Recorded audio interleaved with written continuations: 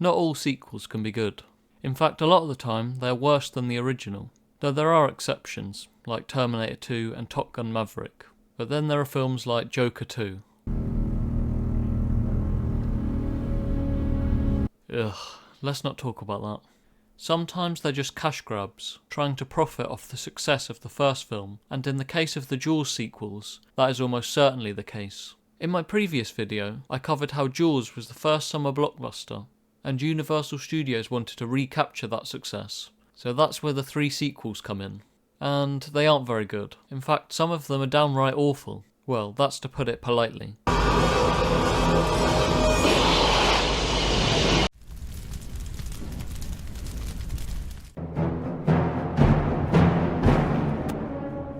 Jaws was the first summer blockbuster. It made $1.5 billion adjusted for inflation, and Universal Studios were hungry to recreate this success. The producers of the first film asked Steven Spielberg about making a sequel. He told San Francisco Film Festival that he didn't even respond to the producers. He said the planned film they were going to do revolved around the sons of Quint and Brody hunting a shark. Spielberg later added that the decision to turn down the film was influenced by the horrible time at sea he had on the first film. The studio decided to go ahead with it anyway, and after 18 months of pre-production, the film finally got underway. Director John D. Hancock was chosen to direct. However, after nearly a month of filming, Hancock was fired.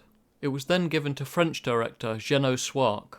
In the first film, the shark had only been seen for 4 minutes, but as you'll see, in each of the sequels they couldn't resist showing off the shark, removing a lot of the tension that the first film had. Szwarc said that they wanted to show the shark as much as possible, because the first image of it coming out of the water in the first film could never be repeated. He also thought that the reduction of the first film's suspense was inevitable, as the viewers already knew what the shark looked like from the first film. They decided to give the shark a scarier look by scarring it in a boat explosion early in the film. Whereas Jaws was a tense horror thriller with a cast of great characters, Jaws 2 was not that. Sure, it had more explosions, more death, more blood, it cost more, but none of the tension is there. It was released in 1978 and picks up a few years after the events of the first film, with Chief Brody again played by Roy Scheider. He is still haunted by the shark attacks that plagued Amity Island, and the story follows Brody as he discovers, yep, you guessed it, another shark attack, and this time no one will believe him. The mayor's character arc in the first film, where he realises that his son could have been killed by the shark, has been completely undone. For some reason they decided to basically reset his character. The film follows Brody's struggle to convince the townspeople that the shark threat still looms, with the shark targeting a group of teenagers who are sailing. That's a shark. Look at the outline. Sorry, I just don't see it. Neither do I. It's nothing. That's a shark. And I know what a shark looks like because I've seen one up close. The group of teenagers replace Hooper and Quint in the film. Gone are the 2 members of the trio that made the first film so great. They are replaced by a group of annoying teenagers that I don't care about at all. Chief Brody is one of the only positives about the film, as well as the theme by John Williams, who also returns to the film. Roy Scheider clearly didn't want to come back to the film, and he got into a fight with the director. You must have been thrilled after the success of Jaws, then to be invited back to do Jaws 2. Well, not really. Everyone else ran. No one wanted to do Jaws 2. But he left production of The Deer Hunter, citing creative differences, and Universal said they'd forgive him for breaking his contract if he starred in Jaws 2. Because as we know, if you want to get the best out of actors, forcing them into a film they don't want to be in is definitely the way. Despite how much I don't like the film, and how disappointing it is compared to the first one, it is an average film. It's nowhere near as bad as Jaws the Revenge. It's just a nothing film. There isn't really any reason to watch it. It did make a lot of money, and was the highest grossing sequel until Rocky II. It was also Universal's most expensive film up until that point. The film's tagline, "Just when you thought it was safe to go back in the water," went on to become one of the most famous taglines in film history. Out of the 3 sequels, Jaws 3 is probably my favourite, though that isn't saying much. The film at least tries something different, though it's still not very good. The film was originally pitched by the producers of the first 2 films as a parody called Jaws 3 People Zero. John Hughes of National Lampoon was commissioned to write the script, but it was scrapped when Steven Spielberg threatened to never work with the studio again if they produced it. he no doubt thought that the parody would harm the legacy of his film. The film eventually developed into a plot around SeaWorld, and in 1983 Jaws 3 released. It was called Jaws 3D in cinemas, as it attempted to cash in on the renewed interest in 3D films at the time, though I watched the 2D version. The film follows Chief Brody's son, Mike Brody, who is a chief engineer at SeaWorld Orlando, and his girlfriend Kay, the senior biologist at the park. A great white shark follows some water skiers into the park's lagoon and begins claiming victims. Brody and Kay investigate and discover that a 35-foot shark is behind the attacks. As we see with a lot of sequels, they always have to outdo the previous films. The shark has to be bigger, there has to be more blood, more deaths, and they usually end up being more expensive than the original. The film's special effects are very questionable, with them looking especially poor in 2D. The scene where the shark smashes into the window looks terrible. I also love how it comes to a complete stop when the glass smashes.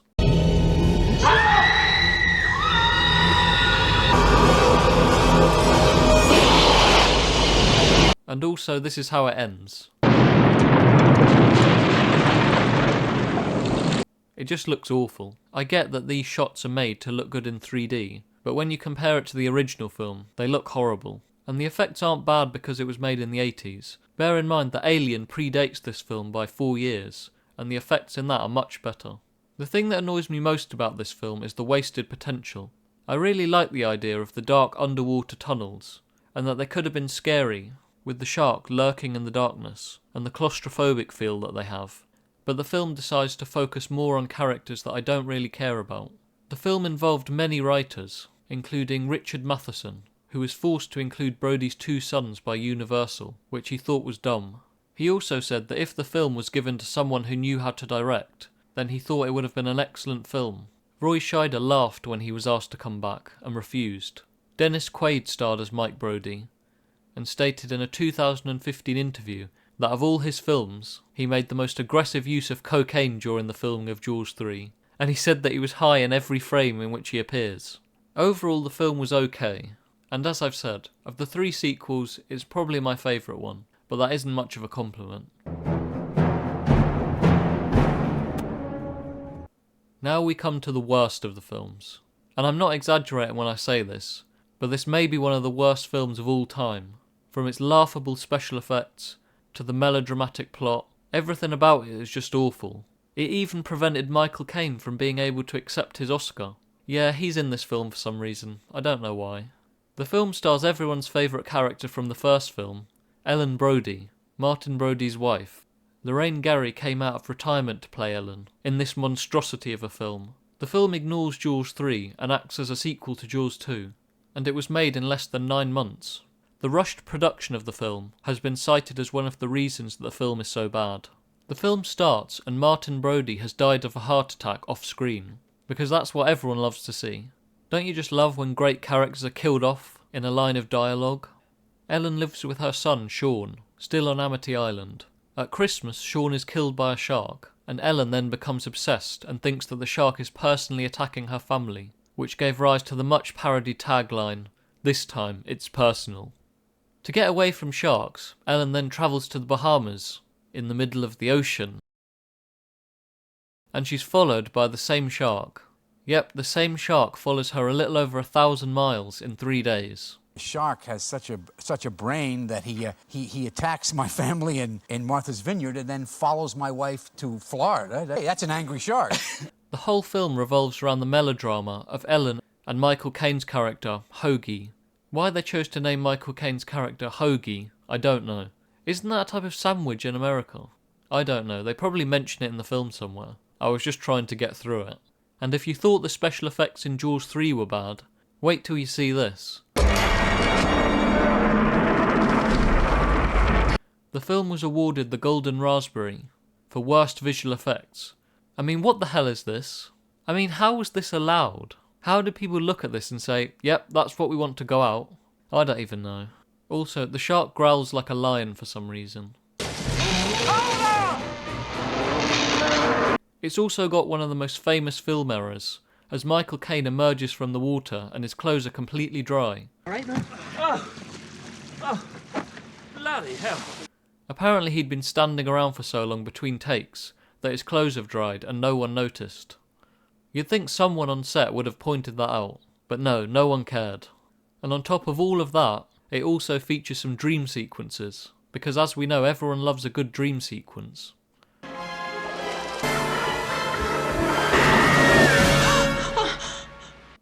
Don't get me wrong, dream sequences can work, if they're used in the right way. I really like the dream sequences in The Sopranos, where everything feels surreal and not quite right, but when they're used like this in Jaws the Revenge, to trick the audience into thinking that Ellen's been attacked, only for her to wake up in bed, it just feels cheap, and I don't like it. Ellen also has flashbacks to some scenes in the first film. Only there's one problem. She wasn't even present at that moment, so how could she remember it? Only Chief Brody was there at that point. Smile, you son of a... Ugh, I'm already sick of talking about this film. I don't know how she seems to have formed some psychic link with the shark. I don't think the writers did either. The only vaguely good moments of the film are direct copies from the first film. They couldn't even think of anything original to do. So yeah, anyway, the film's awful and it barely broke even. I didn't enjoy re-watching them for this video, and hopefully I never have to watch them again. It was commercially panned by critics and audiences alike, and there hasn't been a Jaws film since. It's also been parodied in films like Back to the Future 2, and it's got a 2% on Rotten Tomatoes. Wait, so that means some people did like it. So those are the 3 sequels. There's no need to watch them. They're not even in the so bad it's good category of film. They're just so bad it's bad. That's it. Anyway, I don't want to talk about them anymore. It was bad enough rewatching them all, and I thoroughly don't recommend them. I'm Firelink Frontier, and if you've enjoyed this video, please like and subscribe.